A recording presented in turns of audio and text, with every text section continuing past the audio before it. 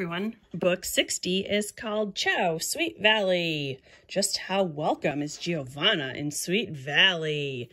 If we even have to ask, I think we know the answer to that. So this is a book. It's very Jessica-centered, and I was expecting it to be kind of funny in a frustrating, typical Jessica sort of way. And it wasn't funny. I found the book, honestly quite offensive to Giovanna and to many of the readers. So if we start with the front cover, I have a problem with the front cover. And I do not think this is an appropriate cover design for our target audience, or really for anyone.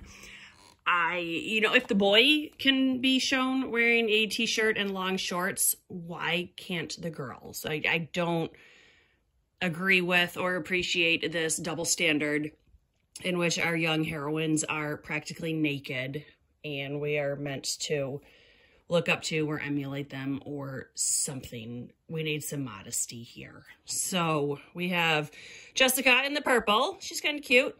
We have Lila in the red. She needs to work on her posture, and she looks salty, typical Lila.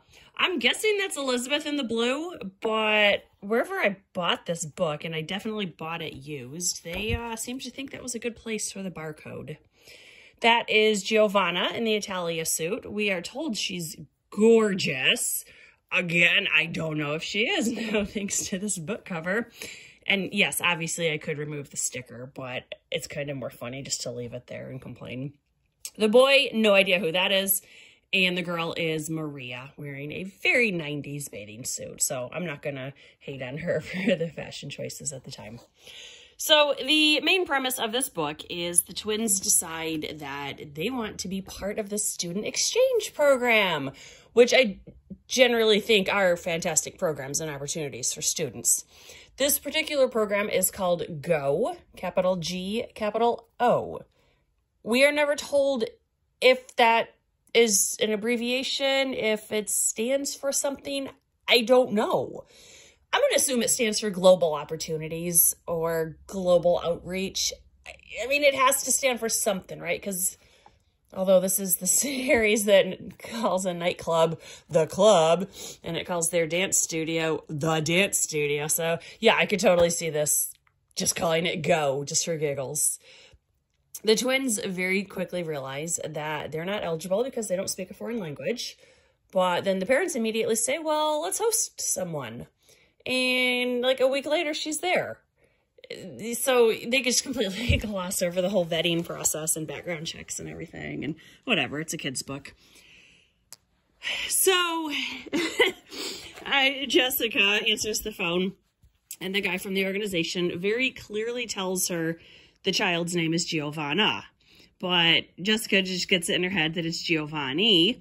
And then she tells all the unicorns that, oh, it's a super dreamy guy who's going to come stay with us. So that was kind of funny, just, typical Jessica. And then they have a neighbor who we have never met before, but her parents, or maybe her grandparents, definitely some ancestors, grew up on Sicily. And she's showing the girls a picture of their village. And this is a very, very old picture. It's black and white. The edges are crumbling. It's a super old picture. And it shows a very small village that is quite poor. And they have a goat in this picture. So Jessica convinces herself that Giovanna is a poor, uneducated hillbilly who has a goat. And she also convinces herself that she's going to give Giovanna a makeover.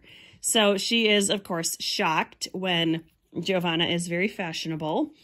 And they have a lot of conflict. And it's basically both that they're just immature, and that's it.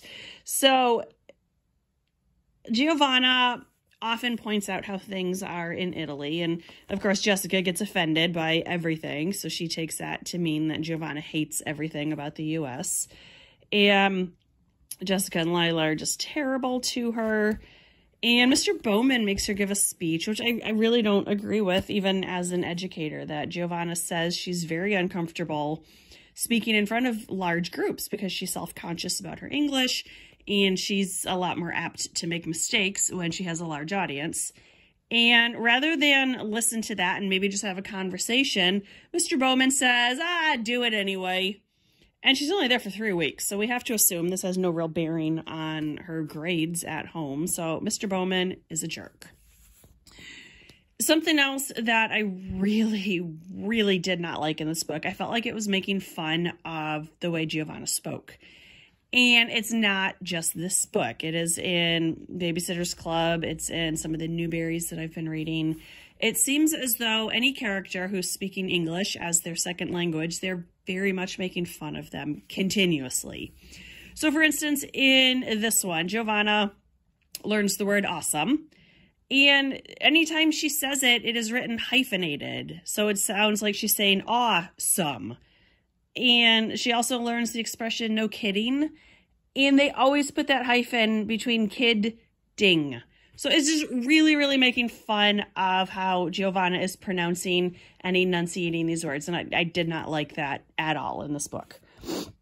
What else did I not like? The unicorns are nasty to Giovanna because she happens to like basketball and tennis, and the girls are too busy painting their nails for any of that. So she winds up involved in sports with the boys, and they're all super jelly of that because they're jerks. And the other thing, I wanted to punch Jessica. Not literally. Giovanna was supposed to spend a couple days with sharing a room with each twin, which really makes me question this exchange organization, because typically when an exchange happens, especially at the high school age, the exchange student is given their own bedroom. It's one of the requirements of the program. But in Sweet Valley, you know, rules don't exist. So she's going to spend half the week with Elizabeth and then half the week in Jessica's room. And Jessica is just obnoxious. And it's first, well, Elizabeth wants to get Giovanna out of her room because she's a slob. And we know Elizabeth is uptight about stuff like that. And first Jessica says, oh, well, I have a science project, so she can't stay. And then, oh, well, Mandy Miller's going to spend the night. And then, oh, well, no, I have the sniffles. And, oh, no, I need to work on some boosters. Cheers. And she's just really obnoxious, that she was super gung-ho, that she wanted Giovanna to stay. But once she gets jealous, she couldn't care less. So there is actually a lot that I want to, not that much. There's 6 things that I want to read. So on page 35, the whole family goes to the airport to pick up Giovanna. And man, do I miss 1990s airport security. So it says, Stephen stepped forward eagerly. That suitcase looks heavy, he said, reaching for her bag. Let me give you a hand. Giovanna looked confused. Do you not need your hand? She asked. And, you know, let that be an example of why we should not use idioms around people who don't speak the same native language.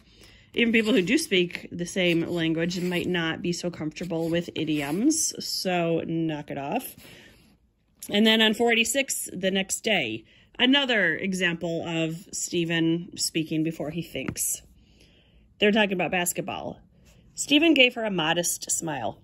I don't know about being a big star, he said, sitting down to eat his egg, but I'm okay. Hey, how about a hoop lesson after breakfast? A hoop lesson? Giovanna asked. She frowned. This is a lesson in how to make the hoops? So, you know, again, very much making fun of Giovanna, making her seem uneducated. I think Stephen needs to be more clear with his word choices. So, page 58. Oh, and there's this whole stupid subplot where these 2 teachers are working on setting up this math and science program that'll be the feature of the next book, and the kids convince themselves they're getting married, so that was stupid. Lila has been to Italy a couple times, and she convinces herself that she's an expert in Italian. And this is page 58. This is when Giovanna goes to school. Lila steps forward. Oh, and I cannot speak Italian, so I'm surely going to hack through the pronunciation here. Lila steps forward. Buongiorno, Giovanna, she said loudly. Mi chiamo Lila Fowler. What'd she say? Jessica whispered to Ellen. Is that not super obvious what she just said? Even not knowing Italian, I think it's super obvious what she said here. She said, Good morning, my name is Lila Fowler, Ellen whispered back. She looked it up in an Italian book. She's been practicing it all weekend. And then Giovanna starts to talk in Spanish, Italian, and of course Lila can't understand anything. So Lila is pointing out that she has not actually been to Florence, which is where Giovanna's from. Honestly, I think they should have made her from Milan if she's going to be such a fashion plate, but whatever. So this is Giovanna's not being very nice. And she's not being mean. She's just being 12 years old. We didn't go to Florence, Lila said. You must have gone to Pisa then, Giovanna said, to see the Leaning Tower. She laughed a little. All the American tourists want to take a picture of the Leaning Tower.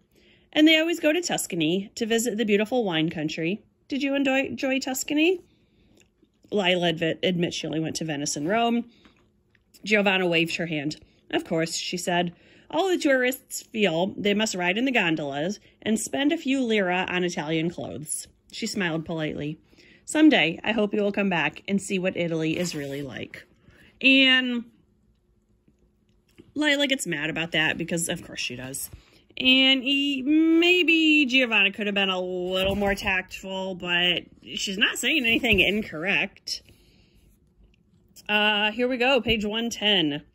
This is where they're talking about the math and science project. It's called SOAR, Mr. Siegel said proudly. That stands for Science Offers Awesome Rewards. And that's seriously like the dumbest acronym I have ever heard of. So I went to a school where we had a program called WISE, which stood for Women in Science and Engineering. I know that's an okay title, but just to use the word awesome in your name, I don't like it. And what are these amazing rewards that it's offering anyway? I guess we'll find out in the next book, but whatever. And then on 123, this is where the girls are crying and complaining that Giovanna was in there. They wanted her out of their hair. So Giovanna nodded. She said, she turned to Jessica. But why did you invent excuses? Did you not want me in your hair either? Well, Jessica said. She stopped and thought. I guess a lot of it was that I liked giving Elizabeth a hard time. She glanced sideways at Elizabeth, laughing a little. It's sort of like a game, coming up with different excuses. And Jessica is a horrible person. We all know that, but for her to readily admit that her being an obnoxious jerk is just because it's a game and it gives her giggles, we need to excommunicate this child from her family or something. But then she says, but another part of it was that I was mad at you for flirting with guys. And Giovanna acts shocked, like, how was I flirting? You girls are being straight up Regina George, talking in circles and twisting everything, whereas the boys just want to go play tennis. I would have made the same decision. But, you know, our children are horrible people, and they're going to, you know, peak in 10th grade. So I'm guessing we're never going to hear of Giovanna again. I wonder if she and Prince Arthur ever met. That is his name, right? Doran Sandorino, San Andorra. I don't know where he's from. The Princess Elizabeth book. I wonder if Giovanna and he are, if they're friends. They certainly live close enough to each other that maybe they would be. I don't know. So this book is not good. I don't like how it makes fun of Giovanna's English. There's a lot wrong with this book. I thought it was just going to be kind of a funny, jokey, jealous Jessica book, and it was a bad book. So skip this one. The next one is another Jessica book, and I don't know what the series is doing to me, but it's about the SOAR program and Jessica the nerd. I don't think it's nice to call people nerds because they like math and science. I'll read it next week. Get it posted. Bye.